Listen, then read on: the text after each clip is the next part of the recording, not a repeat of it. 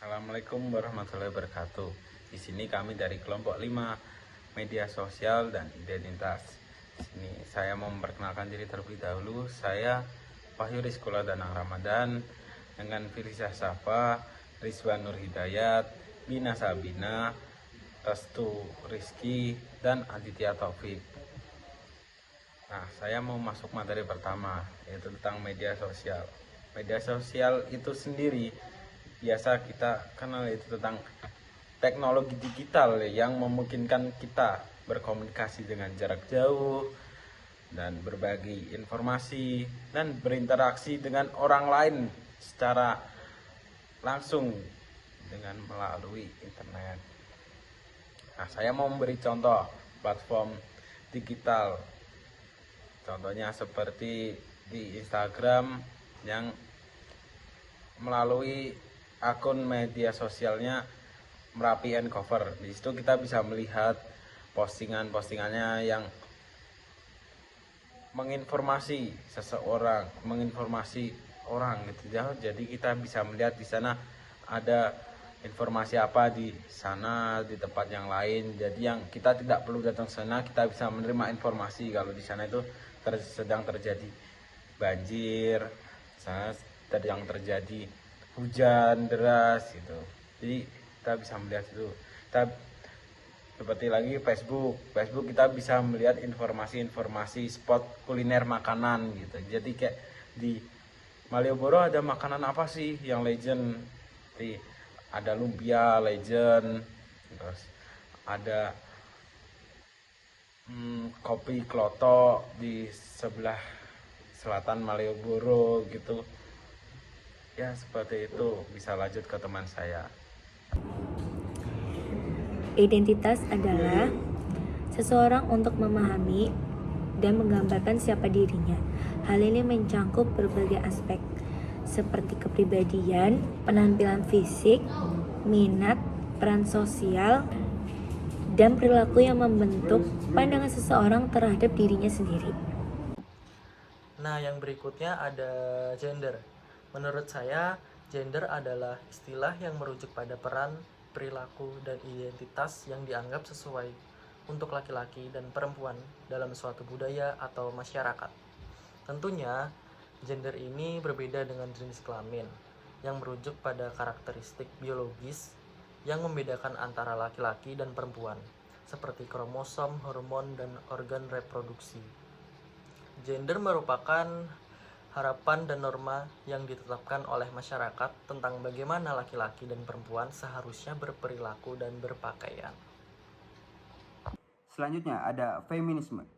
Feminisme adalah gerakan sosial, politik, dan intelektual yang bertujuan untuk mencapai kesetaraan gender di semua aspek kehidupan, termasuk hak-hak politik, sosial, ekonomi, budaya, dan personal.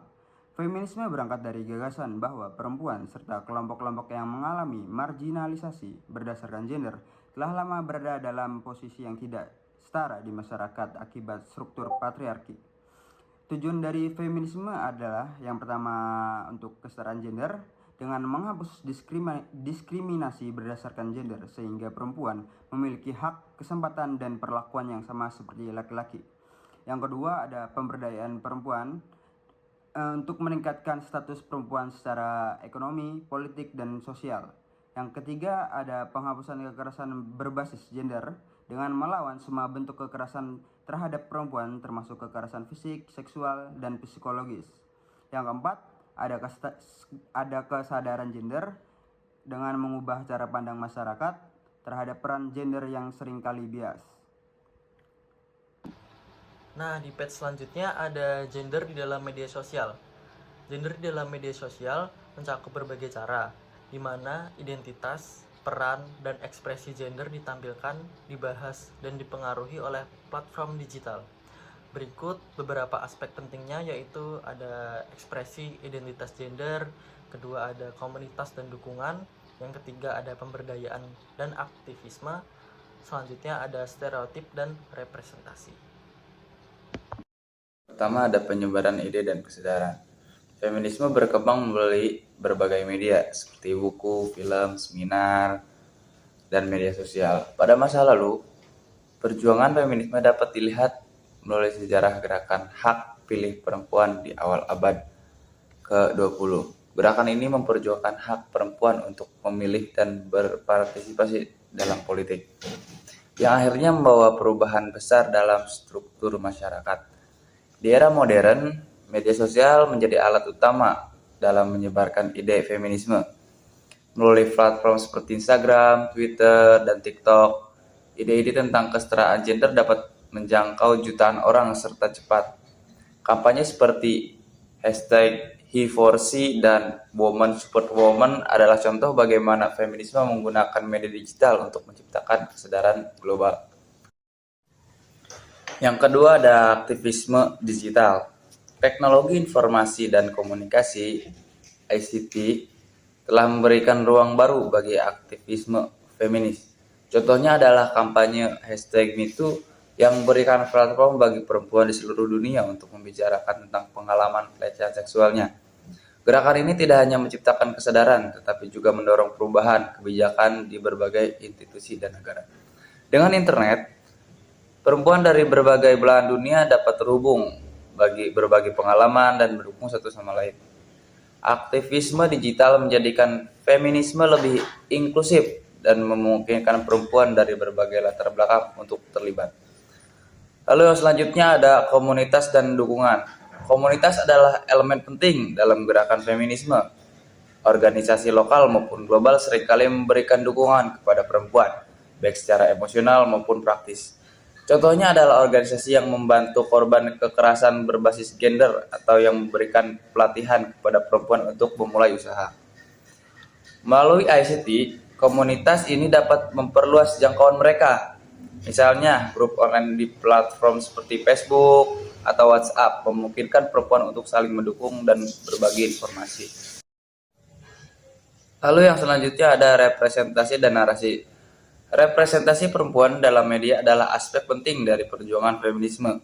Film, buku, atau cerita yang menampilkan perempuan sebagai tokoh utama yang kuat, mandiri, dan inspiratif membantu memecah stereotip yang selama ini melekat. Sebagai contoh, film seperti Wonder Woman atau Hidden Figures menampilkan perempuan sebagai individu yang mampu menghadapi tantangan besar. Representasi yang positif ini membantu mengubah cara masyarakat memandang peran perempuan. Selanjutnya rasisme. Rasisme adalah keyakinan atau tindakan yang mendiskriminasi, merendahkan, atau memperlakukan seseorang secara tidak adil berdasarkan ras, etnis, atau asal-usul mereka. Rasisme seringkali melibatkan anggapan bahwa satu ras lebih unggul dari yang lain. Rasisme di dalam media sosial adalah fenomena yang mencakup penyebaran, penguatan, dan normalisasi sikap serta perilaku diskriminatif berdasarkan ras atau etnis melalui platform digital. Yang pertama, penyebaran kebencian dan diskriminasi.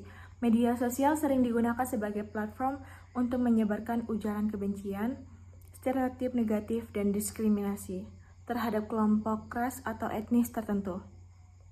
Konten yang bersifat rasis dapat dengan cepat menyebar dan menjangkau audiens yang luas. Yang kedua ada troll dan cyberbullying. Individu atau kelompok yang mengekspresikan pandangan rasis sering kali melakukan trolling atau cyberbullying terhadap orang-orang dari kelompok yang berbeda. Ini dapat mencakup serangan verbal, ancaman, dan pelecehan yang ditargetkan. Yang ketiga, normalisasi stereotip. Media sosial dapat memperkuat stereotip rasial yang ada dengan menyebarkan konten yang menggambarkan kelompok tertentu dengan cara yang merendahkan atau menyederhanakan. Ini dapat menciptakan dan memperkuat pandangan negatif yang tidak akurat tentang kelompok tersebut. Yang keempat, algoritma dan bias. Algoritma media sosial dapat memperkuat bias yang ada dengan mempromosikan konten yang bersifat rasis atau diskriminatif. Konten yang kontroversial atau provokatif seringkali mendapatkan lebih banyak perhatian yang dapat menyebabkan penyebaran ide-ide rasis. Yang lima, aktivisme dan kesadaran. Di sisi lain, media sosial juga menjadi alat penting untuk aktivisme, anti-rasisme, kampanye seperti Black Lives Matter, dan Stop Asian Hate, telah menggunakan platform ini untuk meningkatkan kesadaran tentang isu-isu rasial, mengorganisir protes, dan mendukung perubahan sosial. Yang keenam, komunitas dan dukungan. Media sosial menyediakan ruang bagi individu dari kelompok yang terpinggirkan untuk berbagi pengalaman, membangun komunitas, dan saling mendukung. Ini dapat membantu dalam memperkuat identitas budaya dan memberikan dukungan emosional bagi mereka yang mengalami diskriminasi.